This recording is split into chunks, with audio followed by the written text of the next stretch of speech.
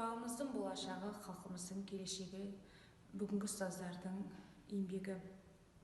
Бүгінгі біздің болмысымыз әліппені жататқызып, қолымызға қалам ұстатқан кешегі ұстаздарымыздың еңбегі деп білемін. Ендеше бүгінгі ұрпағымыздың қандай болу өсиетіне тікелей ұстазымыздың еңбегінің жемісі. Ұстаздық еткен жалықпас үйретуден балаға демекші, бүгінде білім нәрімен сусындатып келе жатқан 39-ші орта мектеп ұжымына, ұстазымыз Тойлыбай Ақтылықтың Кенжеғалиқызына алғысымыз шексіз. Сондай-ақ пән мұғалімдері, сіздерге де мыңда бір алғыс. Бастарыңызға амандық, еңбектеріңізге жеміс, жұмыстарыңызға толағай табыс тілейміз.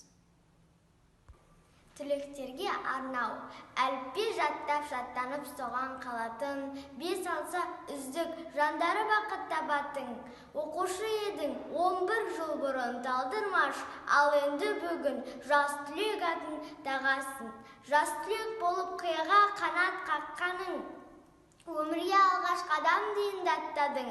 ұбт сынақ сүрінбей өтіп жолында, тосып тұр сені студент қызық шақтарың.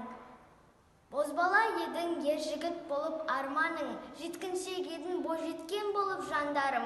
Мектеп өмірмен қоштасып, ұлы өмірге біз тілекшіміз, қолдауында бол Алланың. Түлектер ұшып арманға қанат қағыңдар, тек алда боп алаудай лаулап жаныңдар. Сендерден шықсын түлектер, халық қалаулысы, ұлыстаз үлкен ғалымдар.